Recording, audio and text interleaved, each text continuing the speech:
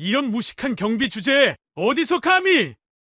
수없이 모욕했고 결국 폭력까지 행사했습니다. 자신이 폭행한 그 경비원이 누구인지, 누가 자신의 모든 것을 지켜보고 있는지, 아버지는 평범한 72세 경비원이 아니었습니다. 시작 전 1초 만에 누를 수 있는 구독과 좋아요 부탁드립니다. 새벽 4시 30분, 의자의 아파트 단지에 고요함이 내려앉아 있었습니다. 1247세대가 잠든 이 거대한 공간에서 단 한 사람만이 깨어 움직이고 있었죠. 강태식, 72세의 야간 경비원이었습니다. 낡은 경비복을 입은 그의 모습은 새벽 어둠 속에서 더욱 초라해 보였죠. 하지만 그의 눈빛만은 또렷했습니다. 마치 무언가를 찾는 사람처럼 예리하게 주변을 살피고 있었습니다. 경비실 책상 위에는 두툼한 노트가 펼쳐져 있었죠. 그 안에는 빼곡한 메모들이 적혀 있었습니다. 동 1502호, 복도 조명 3개 중 1개, 깜빡임, 교체 필요, 지하 2층 B구역, 바닥 타일 들뜸 현상 보수 요청, 경비실 CCTV 7번, 각도 조정 필요, 사각지대 발생. 일반 경비원의 업무 노트치고는 지나치게 전문적이고 상세했습니다. 강태식은 펜을 들어 새로운 항목을 추가했죠. 입주민 만족도 저하 요인, 관리소장의 소극적 민원 처리, 개선 방안 검토 필요. 손목에서 뭔가 반짝였습니다. 강태식이 노트 필기를 하던 중 낡은 경비복 소매가 살짝 올라가며 손목 시계가 드러났죠. 시가 8천만 원대의 명품 시계였습니다. 하지만 강태식은 재빨리 소매를 내리며 시계를 감췄죠. 습관처럼 자연스러운 동작이었습니다. 마치 오랫동안 무언가를 숨겨온 사람처럼 말이죠. 아이고, 또 새벽부터 일찍 나오셨네요. 목소리가 들려왔습니다. 주간 경비를 서는 이철호였죠. 68세의 그는 강태식보다 4살이나 어리지만 항상 강태식에게 묘하게 조심스러운 태도를 보였습니다. 이 선배님 일찍 오셨네요. 교대 시간까지 아직 1시간 남았는데요. 강태식이 자리에서 일어서며 말했습니다. 목소리는 부드러웠지만 어딘가 품격이 느껴지는 말투였죠. 아, 그냥 일찍 깼어. 나이 먹으니까 잠이 없어서. 이철호가 가방을 내려놓으며 강태식을 살짝 쳐다봤습니다. 그의 눈빛에는 존경과 걱정이 동시에 담겨 있었죠. 어젯밤에는 별일 없었어? 네, 조용했습니다. 그런데 1502호에서 새벽 2시까지 소음이 있었어요. 파티를 한 것 같던데 몇몇 입주민들이 민원 전화 주셨습니다. 강태식이 업무 일지를 넘기며 설명했죠. 이철호의 표정이 굳어졌습니다. 또 서민준 그 의사 양반이군. 맨날 그래. 경비 따위는 안중에도 없는 사람이야. 괜찮습니다. 제가 조용히 요청드렸고 다행히 곧 소음은 줄었어요. 강태식이 담담하게 말했지만 이철호는 걱정스러운 표정을 감추지 못했죠. 태식 씨, 그 양반한테 조심해. 성질도 더럽고 사람을 완전히 깔보는 스타일이야. 지난주에도 주간 경비한테 욕하고 난리였어. 알겠습니다. 조심하죠. 강태식이 미소를 지었지만 그의 눈은 웃지 않고 있었습니다. 오전 7시가 되자 아파트는 서서히 깨어나기 시작했습니다. 엘리베이터가 오가는 소리, 어린이집 통학 차량의 경적, 출근하는 사람들의 발걸음 소리가 단지를 채웠죠. 강태식은 경비실 앞에 서서 지나가는 입주민들에게 인사했습니다. 안녕하세요. 좋은 아침입니다. 수고하세요. 대부분의 입주민들은 무표정하게 지나갔습니다. 일부는 아예 경비원을 보지도 않았죠. 투명인간 취급이었습니다. 하지만 강태식은 변함없이 정중하게 인사를 이어갔습니다. 40년 넘게 체득한 인내심이었죠. 그때 한 청년이 다가왔습니다. 1207호에 사는 박수영이었죠. 20대 후반으로 보이는 그는 웹툰 작가였습니다. 경비 아저씨, 안녕하세요. 박수영이 밝게 인사했습니다. 강태식의 얼굴에 진심 어린 미소가 번졌죠. 수영 씨, 좋은 아침입니다. 어제 밤샘 작업하셨죠? 새벽 4시까지 불 켜져 있던데. 그것까지 보셨어요? 마감이 코앞이라서요. 아, 맞다. 아저씨, 지난번에 말씀해 주신 건축 이야기요.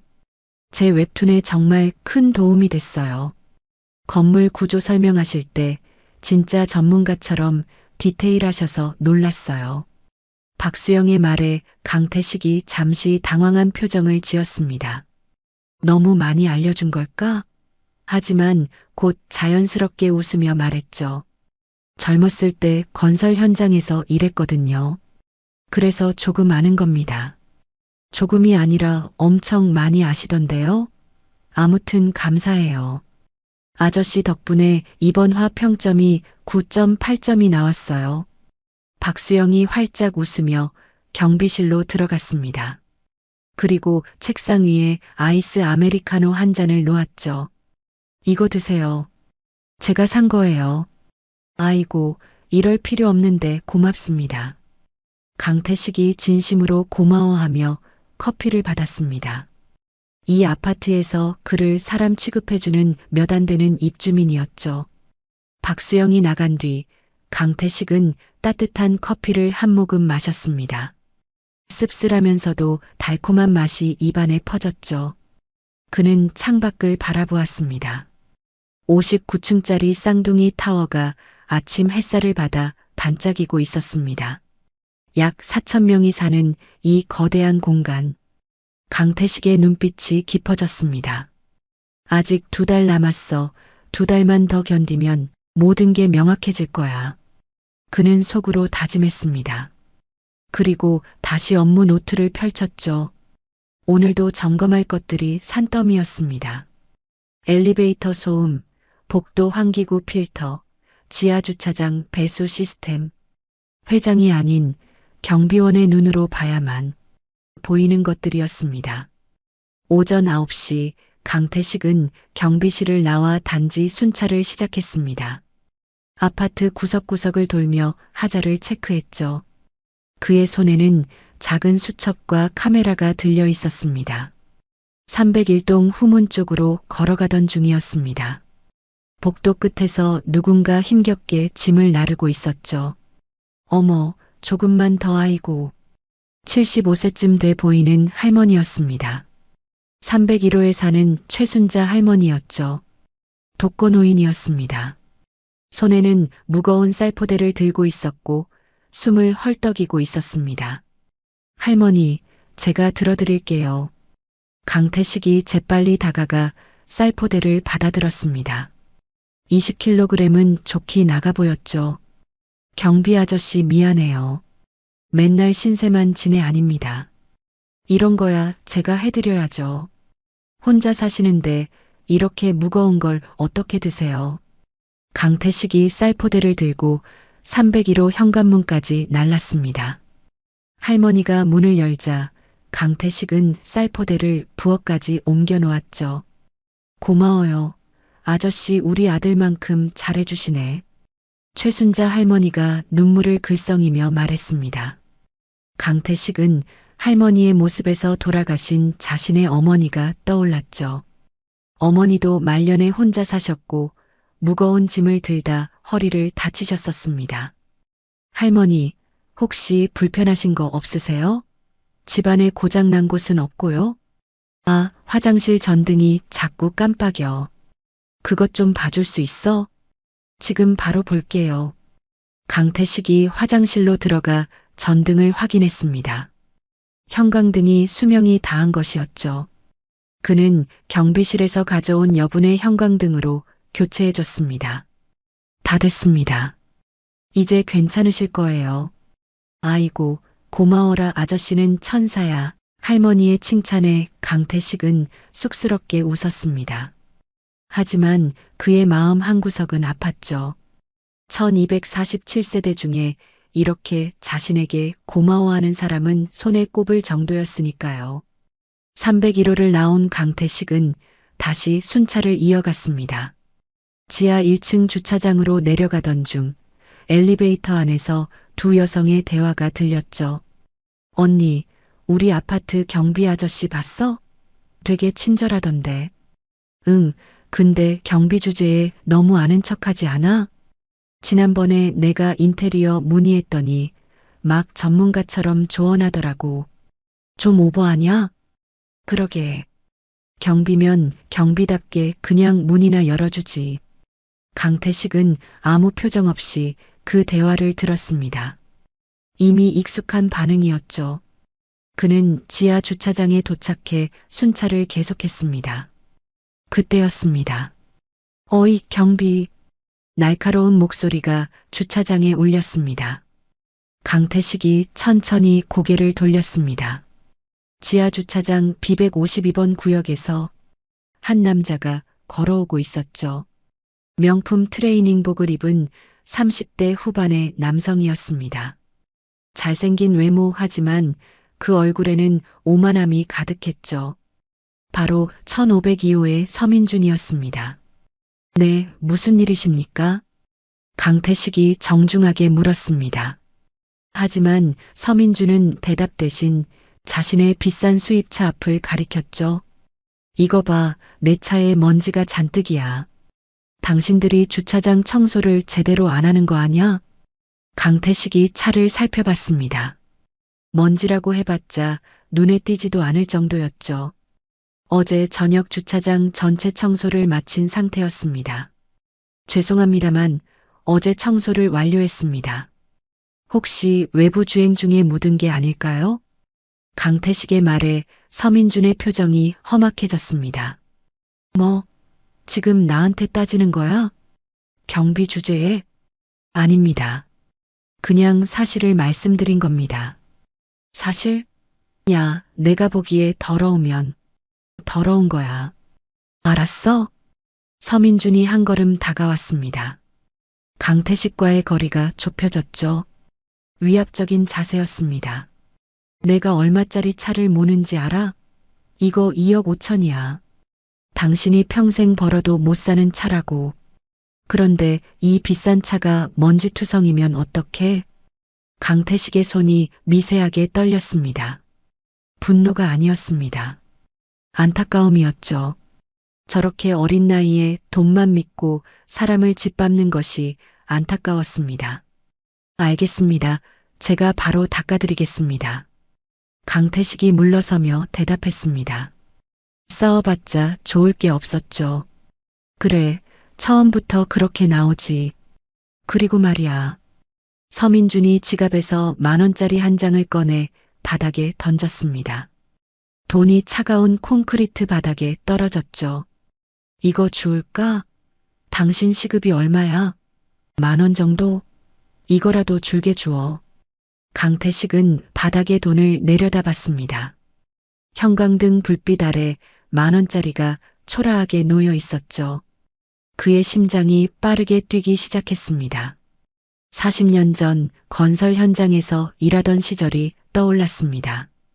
그때도 누군가 자신에게 이렇게 돈을 던진 적이 있었죠. 차마 지금은 참아야 해. 강태식은 속으로 되뇌었습니다. 그리고 천천히 허리를 숙여 돈을 집어들었죠. 무릎이 시큰거렸지만 참았습니다. 이건 받을 수 없습니다. 강태식이 돈을 서민준에게 내밀었습니다. 하지만 서민준은 받지 않았죠. 됐어, 그냥 가져. 대신 내 차 깨끗하게 닦아. 그리고 앞으로 나한테 말대꾸하지 마. 서민준이 비웃으며 엘리베이터로 향했습니다. 그의 발걸음에는 승리의 기쁨이 묻어났죠. 강태식은 한동안 그 자리에 서 있었습니다. 손에 쥔 10,000원짜리가 무거웠습니다. 태식 씨, 이철호가 급히 달려왔습니다. 지금 상황을 어디선가 지켜본 것 같았죠. 괜찮아? 네, 괜찮습니다. 강태식이 담담하게 대답했습니다. 하지만 그의 눈가는 붉어져 있었죠. 저 개자식이.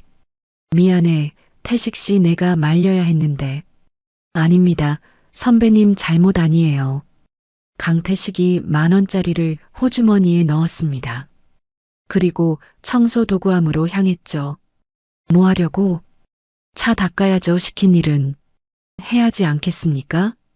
태식 씨, 그럴 필요 없어. 저런 놈은. 괜찮습니다. 강태식이 미소를 지었습니다. 하지만 이철호는 알고 있었죠. 그 미소 뒤에 숨겨진 상처를 말입니다. 강태식은 물과 수건을 들고 조심스럽게 차를 닦기 시작했죠. 원래도 깨끗한 차였지만 그는 더욱 정성스럽게 닦았습니다. 묻지도 않은 먼지를 닦으면서 강태식의 마음속에는 복잡한 감정이 교차했습니다. 이 차를 몰고 다니는 그 사람은 모르겠지. 이 주차장을 설계한 사람이 누군지. 이 아파트를 지은 사람이 누군지.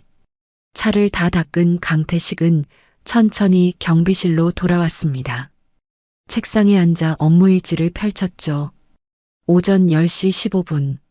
1502호 서민준 입주민, 주차장 청소 상태 불만 제기. 차량 청소 완료. 담담한 문장이었습니다. 하지만 그 짧은 문장 뒤에는 긴 이야기가 숨어 있었죠. 같은 시각 강남구 테헤란로에 위치한 태산건설 본사 32층. 넓은 창이 달린 부사장실에서 강수진이 모니터를 응시하고 있었습니다. 화면에는 자이 아파트에 실시간 CCTV 영상이 떠 있었죠. 지하 주차장 B구역의 영상이었습니다. 이 개자식이. 강수진의 입에서 낮은 욕설이 새어나왔습니다. 그녀는 방금 전 아버지가 모욕당하는 장면을 생생히 지켜봤죠. 바닥에 돈을 던지는 서민준의 모습, 그것을 줍는 아버지의 굽은 허리. 부사장님, 회의 시간입니다. 비서가 조심스럽게 문을 두드렸습니다. 강수진은 깊은 숨을 내쉬며 감정을 추스렸죠.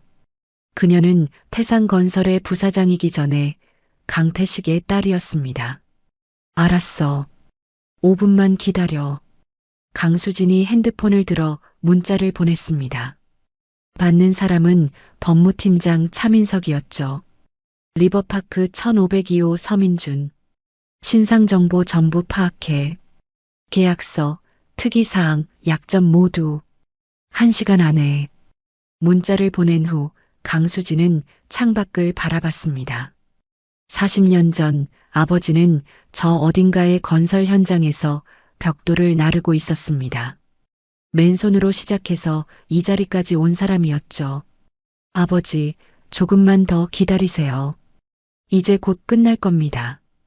강수진의 눈빛이 차갑게 변했습니다. 오후 2시 강태식은 301동 복도를 순찰하고 있었습니다. 그때 1502호 현관문이 열리며 서민준이 나왔죠. 그의 옆에는 30대 초반의 여성이 있었습니다. 아내 한지혜였죠. 어머, 당신 봐, 아까 그 경비 아저씨. 한지혜가 강태식을 보며 속삭였습니다. 목소리는 작았지만 강태식의 귀에 들릴 만큼은 컸죠. 응, 아까 교육시킨 그 아저씨. 이제 좀 순해졌을 거야. 서민준이 비웃으며 대답했습니다.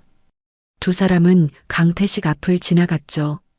강태식이 허리를 숙여 인사했지만 그들은 쳐다보지도 않았습니다. 엘리베이터를 기다리는 동안 한지혜가 다시 입을 열었습니다. 그나저나 여보, 우리 집 현관 센서 등 고장났는데 경비한테 시켜야겠어.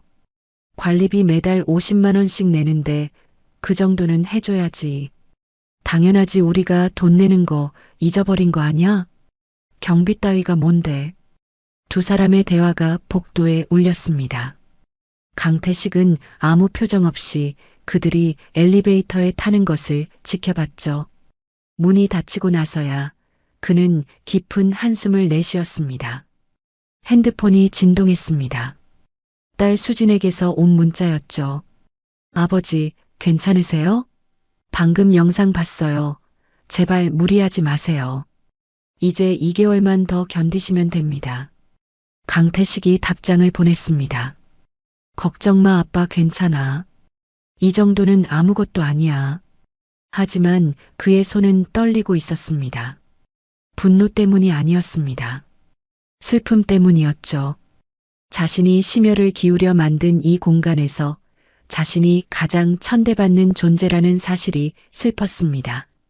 저녁 6시 강태식은 아파트 후문 쪽 벤치에 앉아 잠시 쉬고 있었습니다. 하루 종일 서 있느라 다리가 아팠죠. 그때 누군가 다가왔습니다. 경비 아저씨, 박수영이었습니다. 손에는 편의점 봉지를 들고 있었죠. 수영 씨, 퇴근하세요? 네. 아, 아저씨 이거 드세요. 김밥이랑 바나나 우유요. 박수영이 봉지를 건넸습니다. 강태식이 손사래를 쳤지만 박수영은 강제로 벤치에 놓고 갔죠. 제가 점심 거르신 거 봤어요. 꼭 드세요. 박수영이 손을 흔들며 사라졌습니다. 강태식은 김밥 한 줄과 바나나 우유를 바라봤죠. 가격으로 따지면 5,000원도 안 되는 물건이었습니다. 하지만 그에게는 어떤 산의 진미보다 소중했죠. 강태식은 김밥을 한 입 베어 물었습니다. 따뜻했습니다. 갓 만든 김밥이었죠. 눈가가 촉촉해졌습니다. 아직 세상에는 좋은 사람들이 있어. 그래, 조금만 더 견디자. 3일이 지났습니다.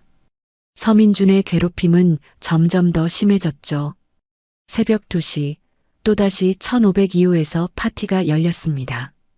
쿵쿵거리는 음악 소리가 15층 전체를 뒤흔들었죠. 강태식의 경비실 전화기에 불이 들어오기 시작했습니다. 경비실입니다. 1402호인데요. 위층이 너무 시끄러워요. 내일 애가 시험인데 잠을 못 자잖아요. 죄송합니다. 바로 조치하겠습니다.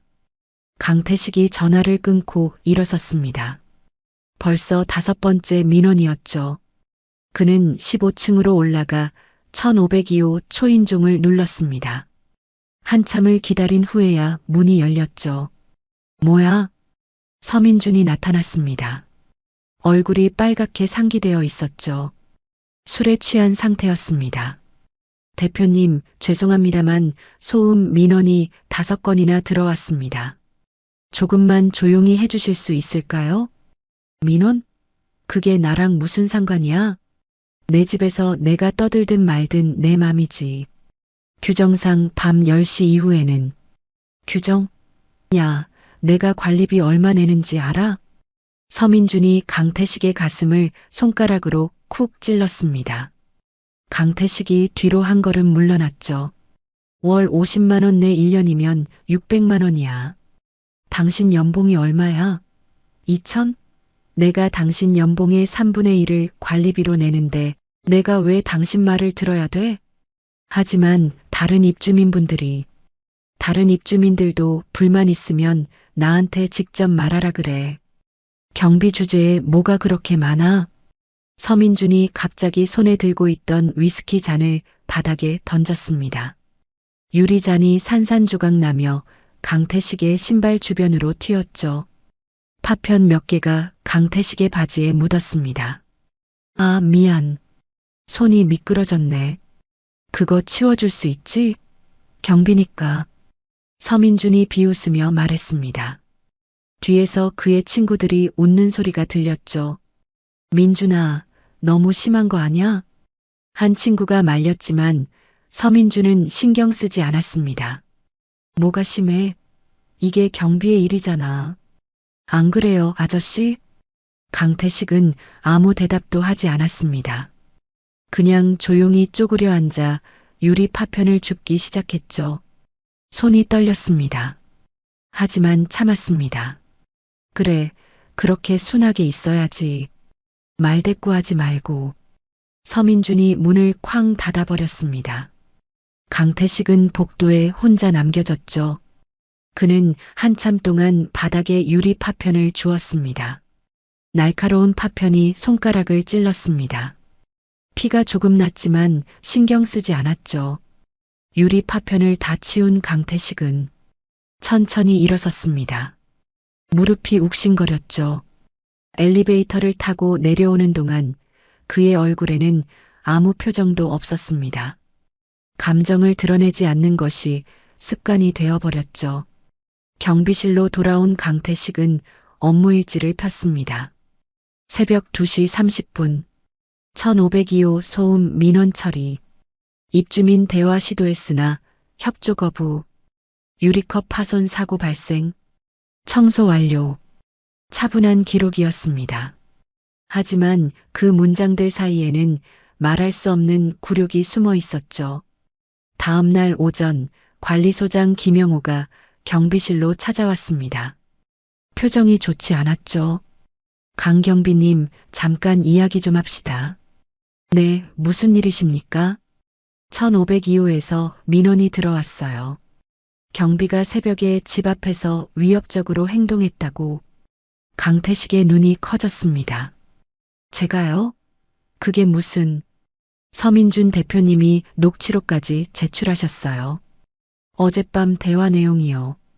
경비님이 공격적으로 말했다고 주장하시는데, 소장님, 저는 그저 소음 민원을 전달했을 뿐입니다. 다른 입주민들이 5분이나. 알아요. 근데 문제는 서민준 대표님이 SNS에 글을 올리셨어요. 벌써 조회수가 3만이 넘었어요. 김영호가 핸드폰을 꺼내 보여줬습니다. 서민준의 인스타그램이었죠. 화면에는 서민준의 게시물이 떠 있었습니다. 우리 아파트 경비, 밤중에 집 앞에서 위협하는데 이거 정상인가요? 무서워서 잠을 못 자겠네요. 혹시 같은 경험 있으신 분? 댓글이 수백 개 달려 있었습니다.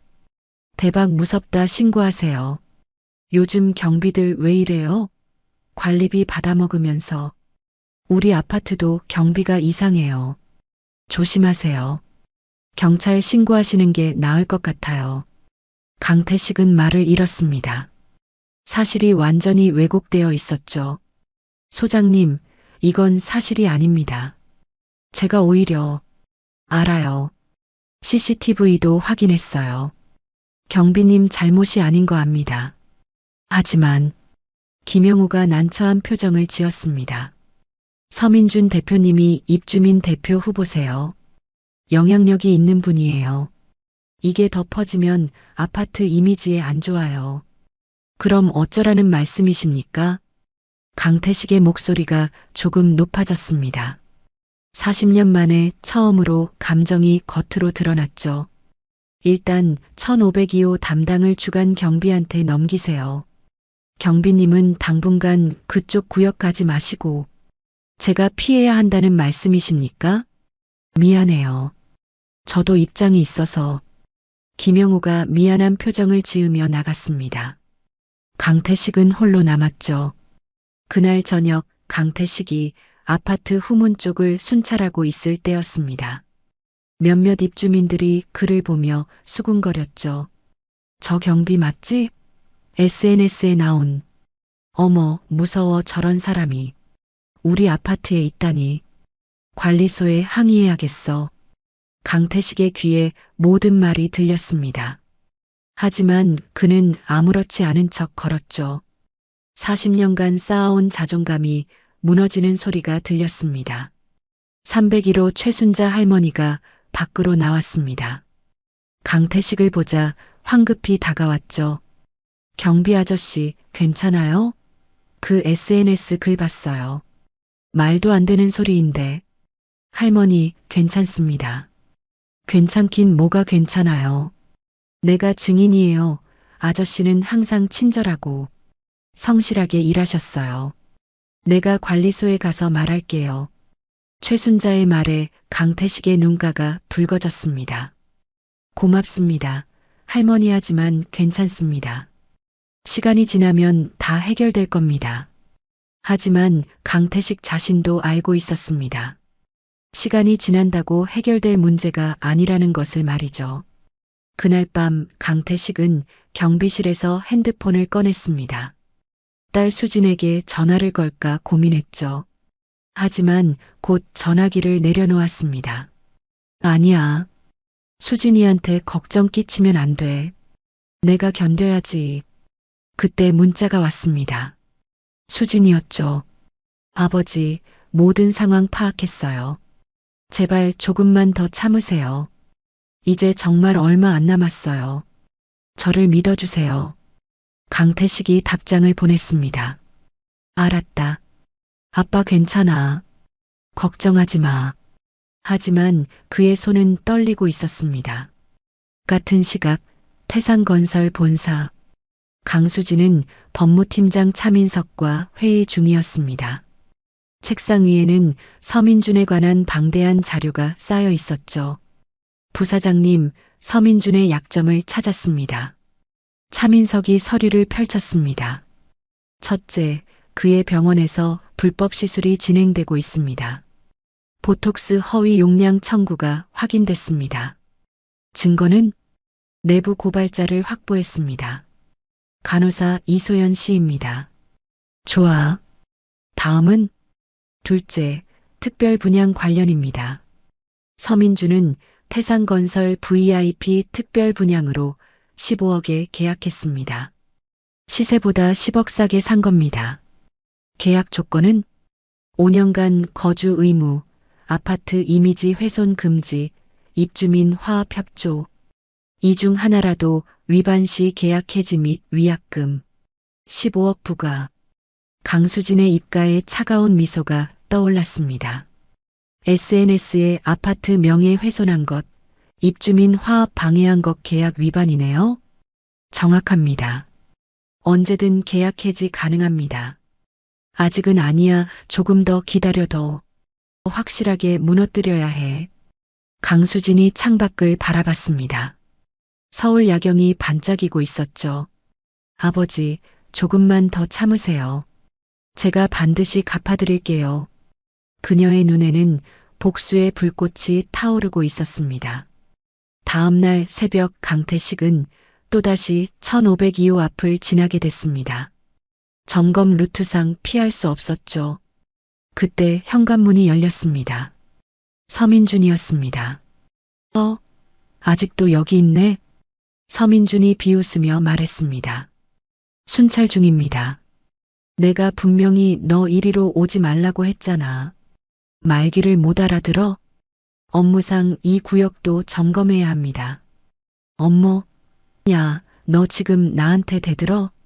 서민준이 한 걸음 다가왔습니다. 강태식과의 거리가 좁혀졌죠. 대표님, 진정하십시오. 진정? 내가 왜 진정해야 돼? 서민준이 갑자기 강태식의 어깨를 밀었습니다. 강태식이 뒤로 비틀거렸죠. 다음에 또 여기서 보면 그땐 가만 안 둬. 알았어? 서민준이 엘리베이터에 탔습니다. 문이 닫히기 전 그는 마지막으로 한마디 던졌죠. 늙은이 주제에 말을 안 들으니까 문제야. 강태식은 한참 동안 그 자리에 서 있었습니다. 어깨가 아팠습니다. 하지만 더 아픈 건 마음이었죠. 핸드폰을 꺼내 시간을 확인했습니다. 오전 5시 47분. 앞으로 57일. 57일만 더 견디면 돼. 강태식은 속으로 되뇌며 다시 순찰을 시작했습니다. 하지만 그의 발걸음은 어느 때보다 무거웠죠. 일주일이 지났습니다. 서민준의 SNS 게시물은 계속 확산되고 있었죠. 이제 조회수가 15만을 넘었습니다. 다른 아파트 입주민들까지 댓글을 달기 시작했죠.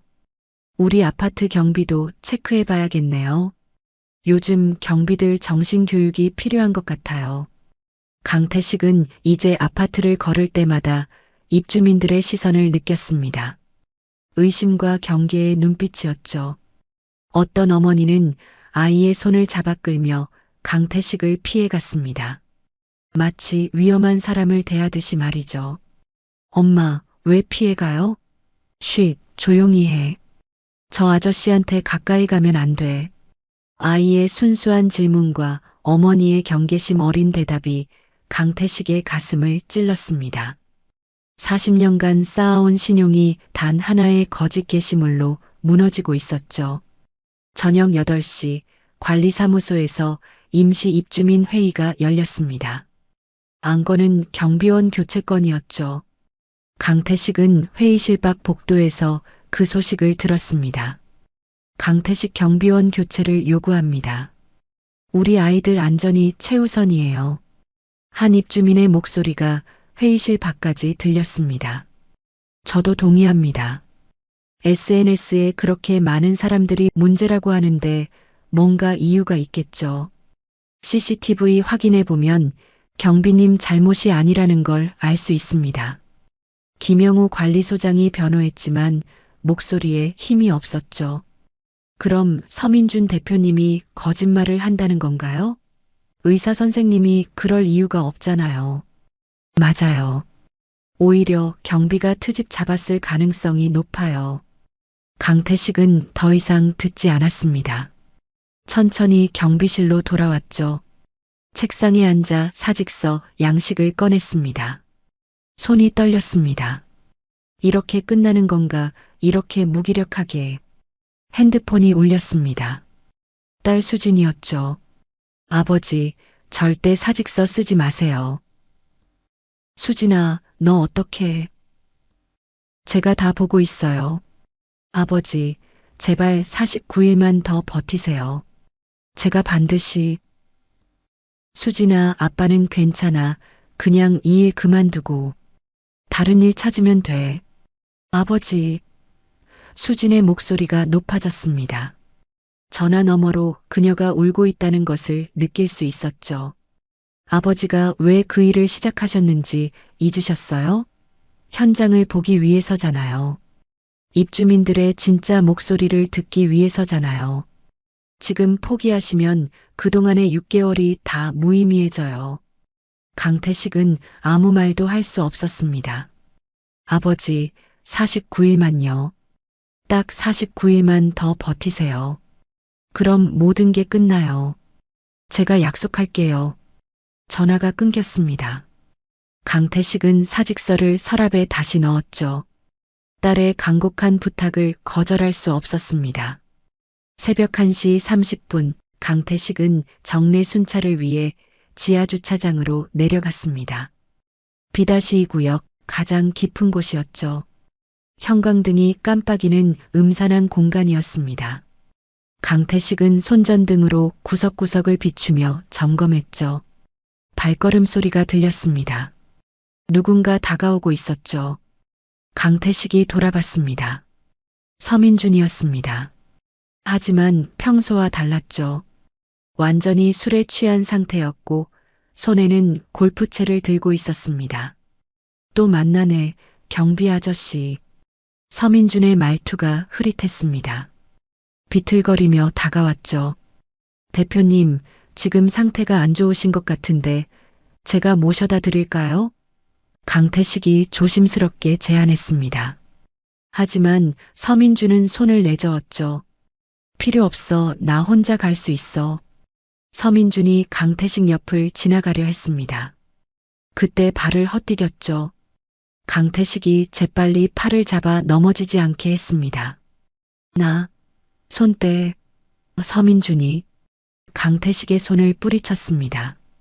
그리고 뒤로 비틀거렸죠. 아, 서민준이 주차된 차의 사이드 미러에 팔을 부딪혔습니다. 사이드 미러가 삐끗 꺾였죠. 이게 뭐야? 내 차가. 서민준이 자신의 차량을 확인했습니다. 사이드 미러에 작은 스크래치가 생겼죠. 죄송합니다. 제가 차 수리비를.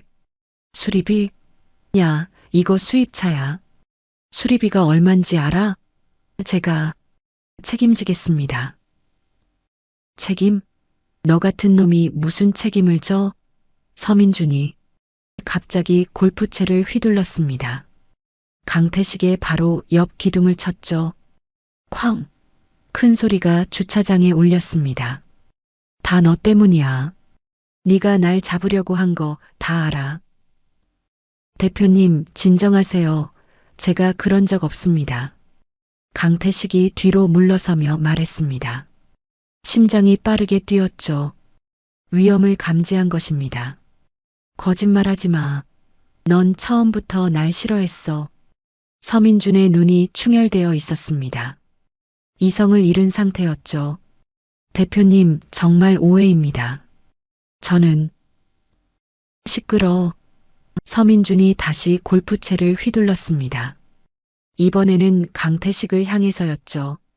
강태식이 옆으로 피했습니다. 골프채가 공기를 가르는 소리가 섬뜩했죠. 대표님, 그만하십시오. 강태식의 목소리가 높아졌습니다. 하지만 서민준은 멈추지 않았죠.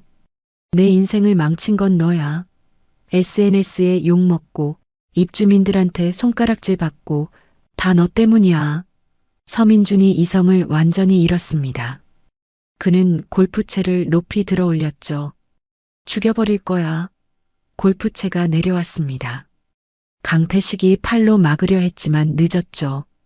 골프채가 강태식의 옆구리를 강타했습니다. 으악! 강태식이 비명을 지르며 바닥에 쓰러졌습니다. 갈비뼈에서 뭔가 부러지는 소리가 났죠. 숨을 쉴 수 없었습니다.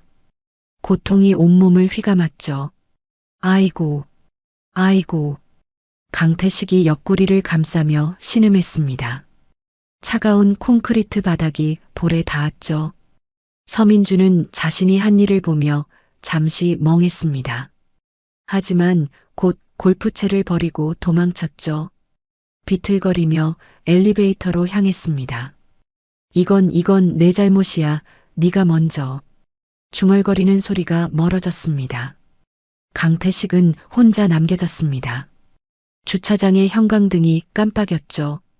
고통이 너무 심했습니다. 의식이 흐려졌습니다. 수진아, 미안해. 아빠가 49일을 못 채웠구나. 강태식의 눈이 감겼습니다. 그림사 -3 새벽 2시 15분 주간 경비 이철호가 우연히 지하 주차장을 지나가다 강태식을 발견했습니다. 태식 씨, 태식 씨. 이철호가 급히 달려왔죠. 강태식은 의식이 희미했습니다. 누가 이런 짓을. 이철호가 떨리는 손으로 119에 전화를 걸었습니다. 그리고 강수진에게도 연락했죠. 부사장님, 회장님이 쓰러지셨습니다. 전화 너머로 뭔가 깨지는 소리가 들렸습니다. 강수진이 컵을 떨어뜨린 것이었죠. 지금 어디세요? 제가 바로 갈게요. 리버파크 지하 주차장입니다. 구급차 불렀어요. 이철호가 강태식의 손을 잡았습니다. 손이 차가웠죠. 회장님, 버티세요. 조금만 버티세요. 강태식이 희미하게 눈을 떴습니다. 입술이 떨렸죠. 이 선배 CCTV 확인. 네, 알겠습니다. 걱정하지 마세요. 서민준, 그 사람 조심. 네, 말씀하지 마세요. 구급차가 도착했습니다. 구급대원들이 강태식을 들것에 실었죠. 산소 마스크를 씌웠습니다. 환자분, 의식 있으세요? 어디가 아프세요? 갈비뼈 왼쪽. 강태식이 간신히 대답했습니다. 구급차가 출발했습니다. 사이렌 소리가 새벽의 고요함을 깼죠. 이철호는 즉시 관리사무소로 달려가 CCTV 영상을 확인했습니다. 화면 속에서 서민준이 골프채로 강태식을 폭행하는 장면이 선명하게 보였죠. 이철호의 손이 떨렸습니다. 이 미친놈이.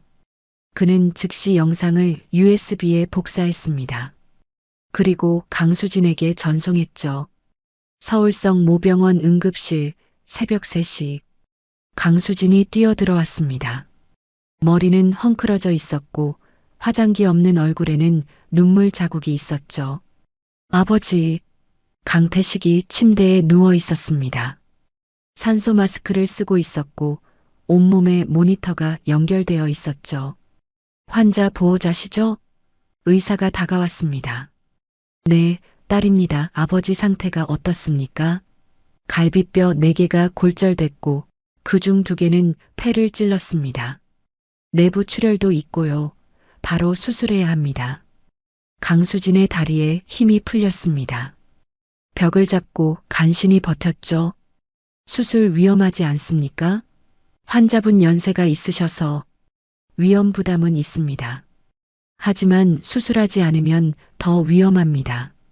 알겠습니다. 바로 진행해 주세요. 의사가 나간 후 강수진은 아버지 곁에 앉았습니다. 강태식의 손을 잡았죠. 손은 여전히 차가웠습니다. 아버지, 제가 늦었어요. 제가 진작 막았어야 했는데. 강수진의 눈에서 눈물이 떨어졌습니다. 아버지의 손등에 눈물이 떨어졌죠. 이제 참지 않을 거예요. 서민준, 그 개자식. 제가 완전히 박살내버릴 거예요. 강수진의 목소리는 낮았지만 그 안에는 차가운 분노가 담겨 있었습니다. 그녀는 핸드폰을 꺼내 문자를 보냈습니다. 받는 사람은 법무팀장 차민석이었죠. 비상소집 지금 당장 본사로 전 직원 소집. 새벽 4시 태산건설 본사 32층 비상회의실 10명의 임원들이 긴급 소집되어 있었습니다. 하지만 누구도 불평하지 않았습니다. 강수진 부사장의 표정을 보고 심각성을 알았으니까요. 회장님께서 폭행당하셨습니다. 강수진의 첫마디에 회의실이 술렁였습니다. 뭐라고요?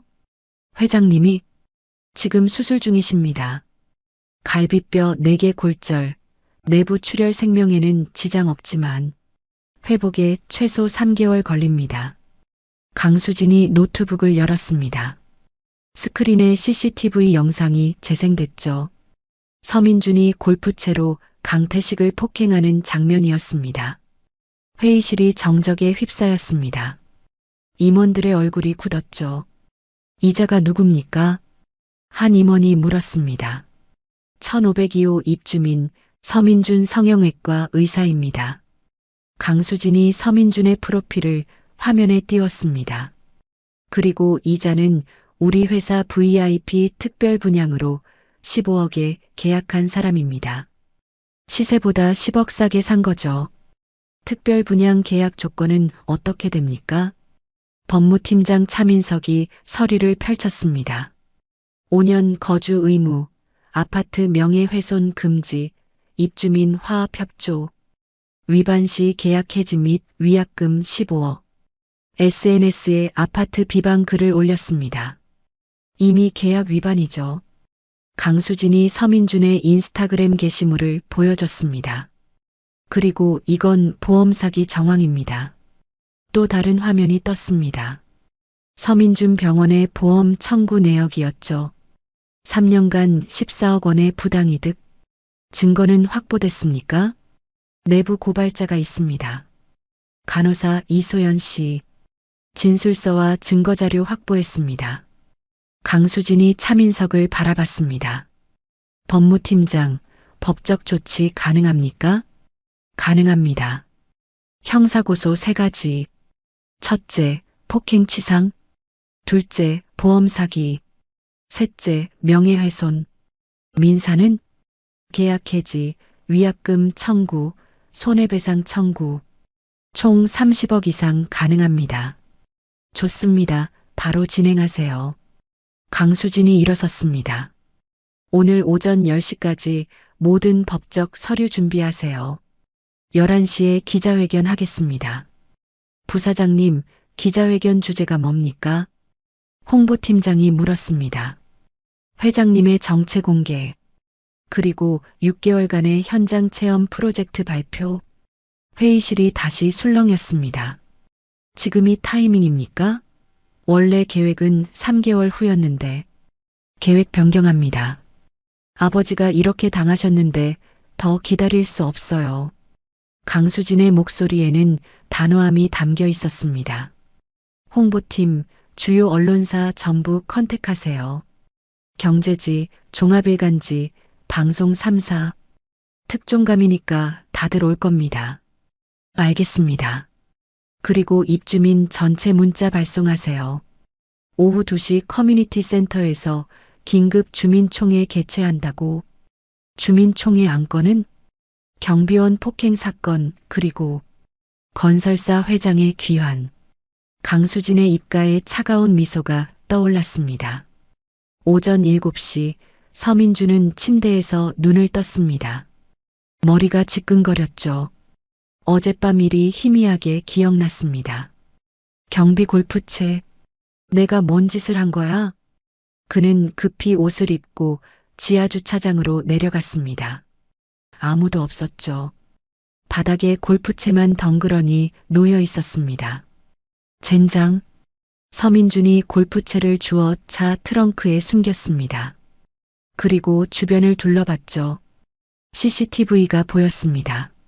설마 찍혔나? 그는 급히 관리사무소로 향했습니다. 하지만 김영우 소장은 없었죠. 대신 낯선 사람들이 있었습니다. 정장을 입은 2명의 남자였습니다. 누구십니까? 서민준이 물었습니다. 태산건설 법무팀입니다. 서민준 씨죠? 네, 그런데요. 한 남자가 서류 봉투를 건넸습니다. 계약 해지 통보서입니다. 그리고 형사고소장. 받으세요. 뭐라고요? 서민준이 서류를 펼쳤습니다. 눈앞이 캄캄해졌죠. 계약 위반으로 인한 즉시 퇴거 조치, 위약금 15억 원, 폭행치상죄로 형사고소, 보험 사기 혐의로 고발. 이게 무슨... 오늘 오후 2시까지 퇴거하십시오. 불응시 강제 집행합니다. 2 남자가 돌아섰습니다. 잠깐만요. 이건 말도 안 돼. 내가 변호사 선임할게요. 그러세요. 법정에서 뵙겠습니다. 남자들이 사라졌습니다. 서민주는 그 자리에 멍하니 서 있었죠. 같은 시각 서울성 모병원. 강태식의 수술이 끝났습니다. 의사가 수술복을 벗으며 나왔죠. 수술 잘 끝났습니다. 다행히 폐 손상은 최소화했고 갈비뼈도 고정했습니다. 강수진이 안도의 한숨을 쉬었습니다. 언제 깨어나십니까? 마취가 깨려면 2~3시간 걸립니다. 강태식이 회복실로 옮겨졌습니다. 강수진은 아버지 옆에 앉아 손을 잡았죠. 아버지, 이제 끝났어요. 제가 다 해결할게요. 그때 강태식의 손가락이 미세하게 움직였습니다. 오전 11시 태산건설 본사 1층 프레스센터. 기자 50여 명이 모여 있었습니다. 카메라 플래시가 터졌죠. 강수진이 단상에 올랐습니다. 옆에는 이철호와 박수영이 서 있었죠. 안녕하십니까? 태산건설 부사장 강수진입니다. 기자들이 메모를 준비했습니다.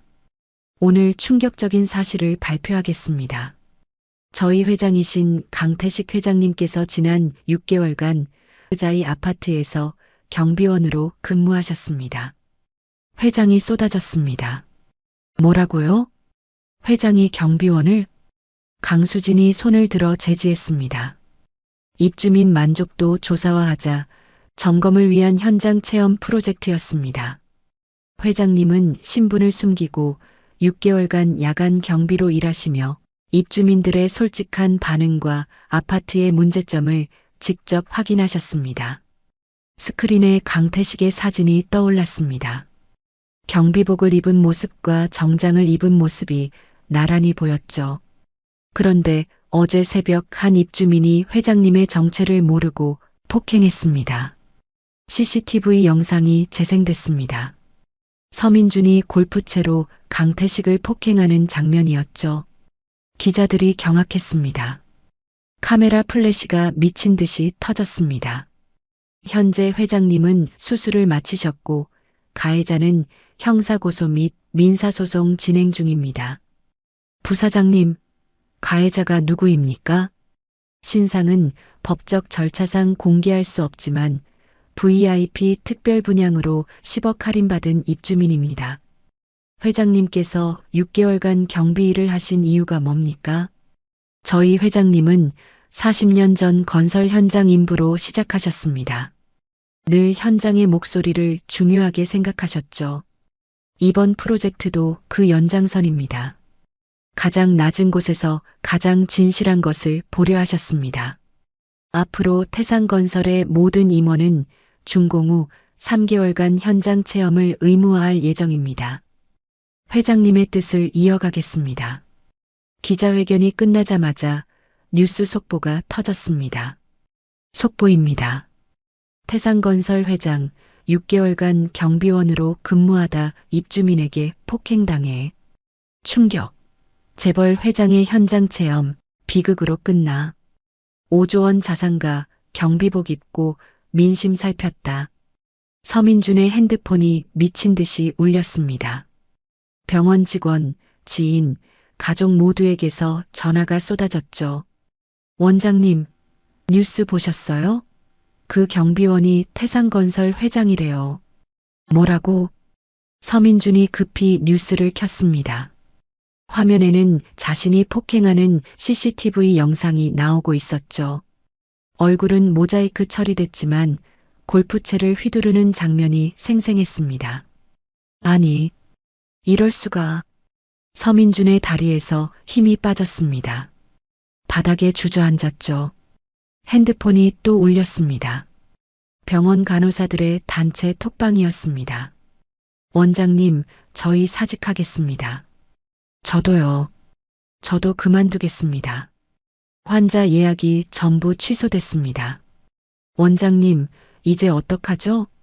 서민주는 대답할 수 없었습니다. 그의 인생이 무너지는 소리가 들렸죠. 오후 1시 아파트 입구에 대형 버스 한 대가 도착했습니다. 태산건설 직원들이 내렸고 현수막을 걸기 시작했죠. 강태식 회장님의 쾌유를 빕니다. 태산건설 입주민과 함께합니다. 입주민들이 하나둘 모여들었습니다. 진짜 회장이었어? 대박. 우리가 매일 보던 그 경비 아저씨가? 서민준 그 의사 완전 끝났네. 커뮤니티 센터에는 1000명이 넘는 입주민이 모였습니다. 태산건설 사상 최대 규모의 주민총회였죠. 강수진이 단상에 올랐습니다. 입주민 여러분, 안녕하십니까? 조용해졌습니다. 모두가 숨죽이며 강수진을 바라봤죠. 저는 강태식 회장의 딸 강수진입니다. 그리고 여러분이 6개월간 보셨던 경비원은 제 아버지였습니다. 술렁임이 이렇습니다. 이제부터 진실을 말씀드리겠습니다. 자이 커뮤니티 센터 1200명이 넘는 입주민들이 빼곡히 들어차 있었습니다. 강수진이 단상에 섰죠. 그녀의 뒤로는 대형 스크린이 설치되어 있었고 양옆에는 이철호와 박수영이 서 있었습니다. 입주민 여러분, 오늘 이 자리는 진실을 말씀드리기 위한 자리입니다. 강수진의 목소리가 마이크를 타고 울렸습니다. 조용해졌죠? 여러분이 6개월간 보셨던 야간 경비원 강태식. 그분은 제 아버지입니다. 그리고 태산건설 그룹의 회장이십니다. 술렁임이 이렇습니다. 이미 뉴스로 들었지만 직접 듣는 것은 달랐죠. 왜 회장님께서 경비 일을 하셨냐고요? 이유는 간단합니다. 우리가 만든 아파트가 정말 좋은 곳인지, 입주민들이 행복한지, 어떤 문제가 있는지 직접 확인하고 싶으셨기 때문입니다. 스크린에 영상이 재생됐습니다. 강태식이 새벽에 아파트를 점검하는 모습이었죠. 깜빡이는 조명을 확인하고 들뜬 타일을 체크하고 배수구를 점검하는 모습들이었습니다. 회장님은 매일 새벽 4시에 출근하셔서 이 아파트의 모든 구석을 직접 확인하셨습니다. 1247세대 59개 동, 지하 5층부터 지상 59층까지 하루도 빠짐없이 말이죠. 입주민들이 숙연해졌습니다. 그리고 회장님께서 발견하신 사항들은 이미 모두 보수 완료됐습니다. 여러분이 모르는 사이에 말이죠. 스크린에 보수 내역이 떴습니다. 총 437건의 하자, 전부 무상 수리, 추가 비용 47억 원, 관리비는 단 한 푼도 인상하지 않았습니다. 박수가 터져 나왔습니다. 하지만 어제 새벽 회장님은 한 입주민에게 폭행당하셨습니다. 강수진의 목소리가 떨렸습니다. 감정을 억누르고 있었죠. 그 입주민은 1502호 서민준 씨입니다. 서민준의 사진이 떴습니다. SNS에서 가져온 사진이었죠. 입주민들이 술렁였습니다.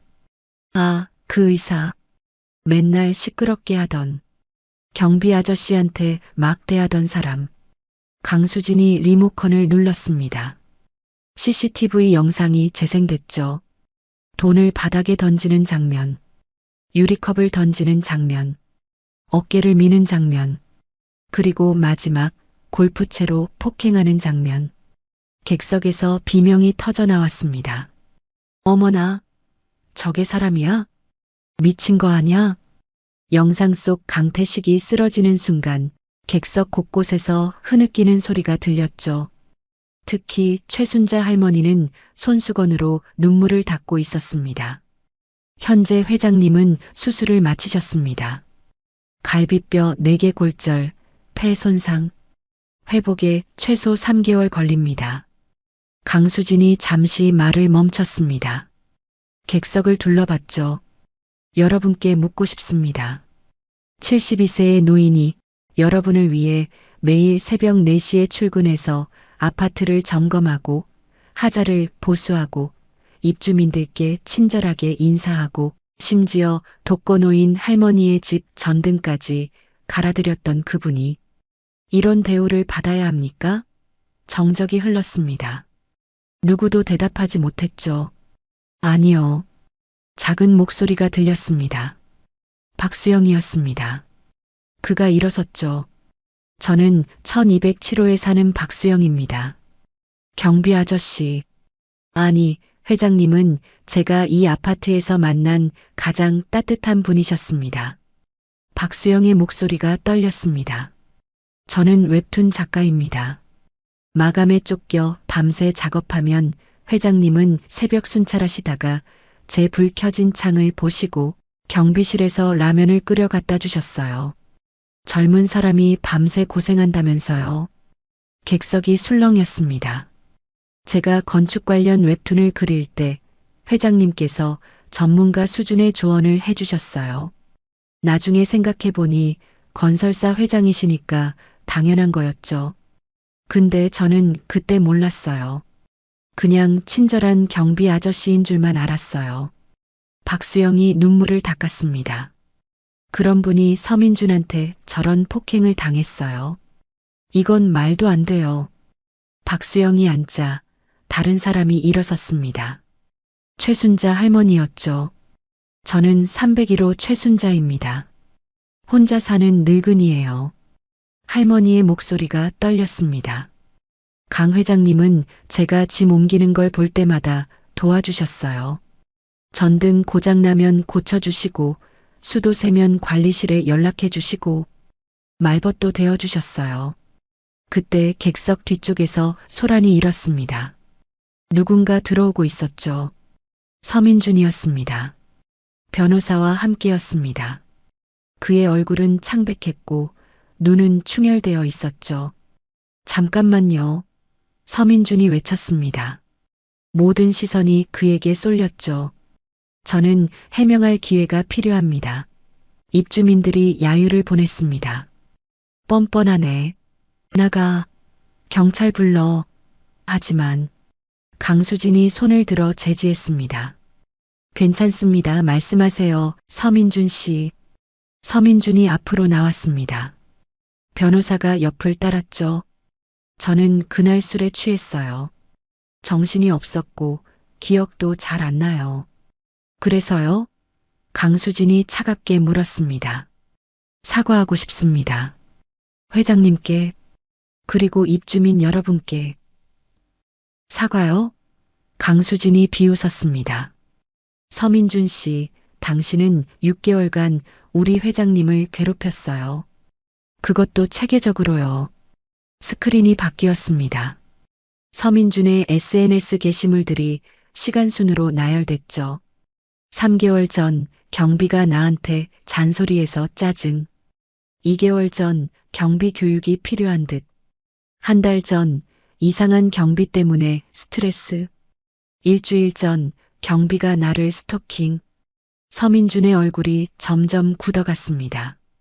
그리고 극적으로 폭행 직후 SNS 스토리에 올린 글. 오늘 경비 교육 완료 골프채 이모티콘. 객석이 웅성거렸습니다. 이게 술 때문입니까? 이게 실수입니까? 강수진의 목소리가 높아졌습니다. 이건 계획적인 괴롭힘이에요.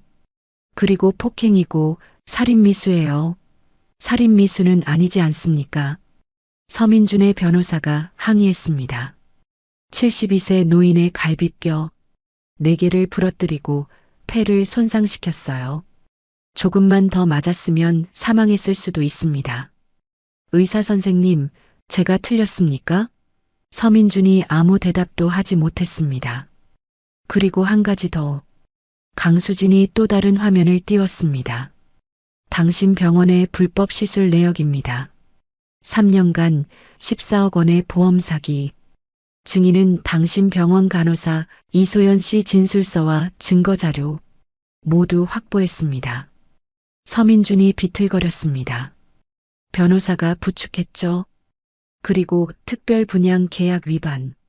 당신은 우리 회장님의 결제로 10억을 할인받았어요. 그 혜택을 받은 사람이 회장님을 폭행했습니다. 강수진이 서류를 들어보였습니다. 계약서 15조 3항. 입주민 화합을 저해하거나 아파트 명의를 훼손할 경우 계약 해지 및 위약금 부과. 위약금은 15억입니다. 그건 너무 가혹합니까? 우리 아버지가 당한 일은 가혹하지 않습니까? 강수진의 눈에서 눈물이 흘렀습니다. 하지만 목소리는 단호했죠. 오늘 자정까지 퇴거하십시오. 불응시 강제 집행합니다. 형사고소는 이미 접수됐고 민사소송도 진행 중입니다. 당신은 의사면허도 잃을 겁니다. 서민준이 무릎을 꿇었습니다. 제발 한 번만 기회를. 기회요? 강수진이 차갑게 내려다봤습니다. 우리 아버지께 당신이 준 기회가 뭐였죠? 뭐요? 폭행? 거짓 고소? 입주민들이 박수를 쳤습니다. 하지만 강수진은 손을 들어 제지했죠. 여러분, 잠깐만요. 강수진이 핸드폰을 꺼냈습니다. 방금 병원에서 연락 왔습니다. 회장님께서 깨어나셨답니다. 객석이 술렁였습니다. 그리고 회장님께서 한 말씀 하셨답니다. 강수진이 핸드폰을 스피커로 전환했습니다. 강태식의 목소리가 흘러나왔죠. 수진아, 서민준 씨 용서해줘. 객석이 조용해졌습니다. 법적 처벌은 받게 해. 하지만 개인적인 복수는 하지 마. 강태식의 목소리는 약했지만 분명했습니다. 사람은 변할 수 있어. 기회를 줘. 녹음이 끝났습니다. 정적이 흘렀죠. 서민준이 바닥에 엎드렸습니다. 어깨가 떨렸습니다. 울고 있었죠. 강수진이 긴 한숨을 쉬었습니다. 아버지의 뜻입니다. 하지만 법은 법입니다. 형사처벌은 진행됩니다. 다만 강수진이 잠시 망설였습니다. 진심으로 반성하고 피해 보상을 하고 다시는 이런 일이 없다는 보장을 한다면 위약금은 5억으로 감면하겠습니다. 서민준이 고개를 들었습니다. 눈은 눈물로 범벅이었죠. 감사합니다. 정말 감사합니다. 하지만 조건이 있습니다. 강수진이 차갑게 말했습니다. 당신 병원의 불법 시술 피해자들에게 전액 보상하십시오. 그리고 의료봉사 500시간 이수하십시오. SNS 계정은 폐쇄하고 2년간 어떤 SNS도 하지 마십시오. 알겠습니다. 다 하겠습니다. 그리고 마지막. 강수진이 객석을 둘러봤습니다. 이 자리에 계신 모든 입주민 앞에서 우리 아버지께 무릎 꿇고 사죄하십시오. 서민준이 고개를 끄덕였습니다. 2주 후 서울성 모병원 VIP 병동. 강태식이 침대에 반쯤 기대 앉아 있었습니다. 갈비뼈가 아직 아팠지만 많이 회복된 상태였죠. 창밖으로는 서울 시내가 한눈에 내려다 보였습니다. 똑똑. 문을 두드리는 소리가 들렸습니다. 들어오세요. 문이 열렸습니다. 서민준이었습니다. 정장을 입고 과일 바구니를 들고 있었죠. 그의 얼굴은 2주 전보다 10년은 늙어 보였습니다. 회장님. 서민준이 조심스럽게 다가왔습니다. 강태식이 미소를 지었죠. 오셨어요, 서 원장님. 앉으세요. 원장이라니요. 저는 이제. 서민준의 목소리가 떨렸습니다. 그는 의사면허 정지, 병원은 폐업했고 직원들은 모두 떠났습니다. 앉으세요. 아직은 원장님이에요. 강태식이 손짓했습니다. 서민준이 조심스럽게 의자에 앉았죠. 회장님, 정말 죄송합니다. 서민준이 고개를 숙였습니다. 제가 얼마나 끔찍한 짓을 했는지 매일 밤 악몽을 꿔요. 회장님이 쓰러지시는 꿈을요. 괜찮아요. 이제 다 지난 일이에요. 어떻게 괜찮을 수 있습니까? 제가 회장님을. 서민준이 울먹였습니다. 강태식이 물을 한 모금 마셨습니다. 그리고 천천히 말을 이어갔죠. 서 원장님, 제가 왜 경비 일을 했는지 아세요? 현장 체험이라고 들었습니다.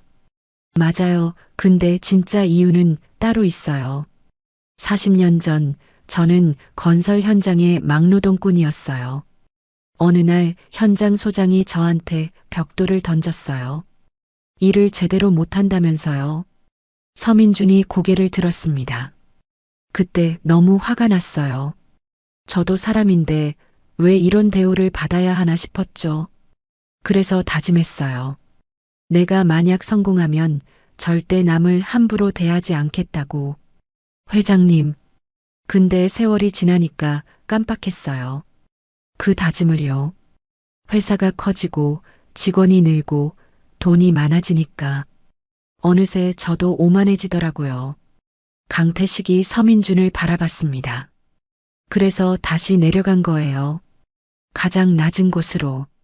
40년 전 그 마음을 기억하기 위해서요. 서민준의 눈에서 눈물이 흘렀습니다. 그리고 깨달았어요.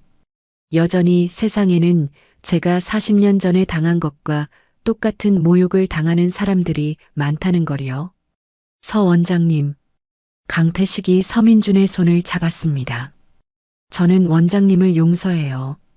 진심으로요. 회장님. 하지만 한 가지는 약속하세요. 다시는 누구도 함부로 대하지 마세요.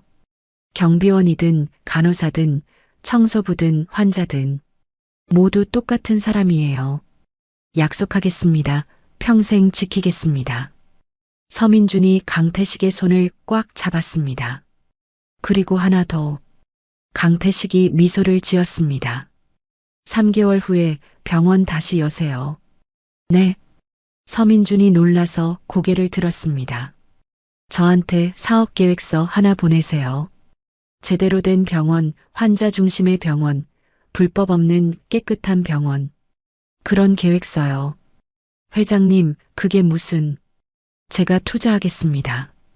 50% 지분 투자. 조건은 하나예요. 매달 하루는 무료 진료.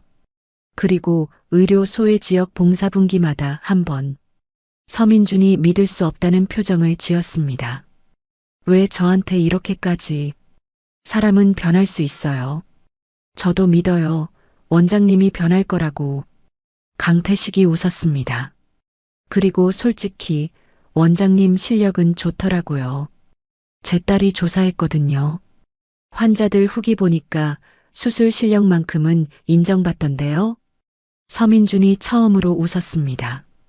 눈물 섞인 웃음이었죠. 감사합니다, 회장님. 제가 꼭 보답하겠습니다. 그때 병실 문이 열렸습니다. 강수진이 들어왔죠. 아버지, 면회 시간 다 됐어요. 너무 무리하시면. 알았어, 수진아. 서 원장님, 다음에 또 뵙죠. 서민준이 일어나 깊이 인사했습니다. 그리고 문을 나서기 전 돌아서서 말했죠. 회장님, 평생 아버지처럼 모시겠습니다. 서민준이 나간 후 강수진이 물었습니다. 아버지, 정말 괜찮으세요? 저 사람한테 투자까지 하신다고요? 괜찮아. 사람은 기회를 줘야 변해. 하지만 수진아. 강태식이 딸의 손을 잡았습니다. 복수가 전부가 아니야. 용서하고 기회 주고 함께 성장하는 게 진짜 승리야. 강수진의 눈에 눈물이 고였습니다. 아버지는 정말 왜 이렇게 착하세요? 착한 게 아니라 경험이야. 내가 40년 전에 누군가한테 기회를 받았거든. 그래서 여기까지 온 거야. 한 달 후 아파트 강태식이 정장을 입고 아파트를 방문했습니다. 회장으로서의 첫 공식 방문이었죠. 로비에는 입주민 대표들과 관리 직원들이 모여 있었습니다. 그리고 1200명이 넘는 입주민들도 함께였죠. 회장님 오셨습니다. 박수가 터져 나왔습니다. 강태식이 미소를 지으며 인사했죠. 여러분, 오랜만입니다. 아니, 매일 봤으니까 오랜만은 아니네요. 웃음이 터졌습니다. 경비복 입은 모습이 더 익숙한데 정장 입으니까 어색하네요. 강태식의 농담에 입주민들이 웃었습니다. 오늘 이렇게 찾아온 이유는 감사 인사를 드리려고요. 6개월간 제가 많은 걸 배웠습니다. 여러분 덕분에요. 강태식이 로비를 둘러봤습니다. 좋은 것도 배웠고 나쁜 것도 배웠어요. 어떤 입주민은 따뜻했고 어떤 입주민은 차가웠죠. 어떤 입주민은 경비원을 사람으로 대했고 어떤 입주민은 투명인간 취급했어요. 입주민들이 고개를 숙였습니다. 하지만 괜찮아요. 그게 현실이니까요. 그리고 그 현실을 바꾸는 게 제 일이에요. 강태식이 발표 자료를 펼쳤습니다. 오늘부터 태산건설의 모든 아파트에 새로운 정책을 시행합니다. 첫째, 경비원, 청소원, 관리직원, 처우 개선, 임금 30% 인상, 복지 확대. 둘째, 입주민 인권 교육 의무화 연 2회. 모든 입주민이 상호 존중 교육을 받게 됩니다. 몇몇 입주민들이 당황했지만 대부분 고개를 끄덕였죠.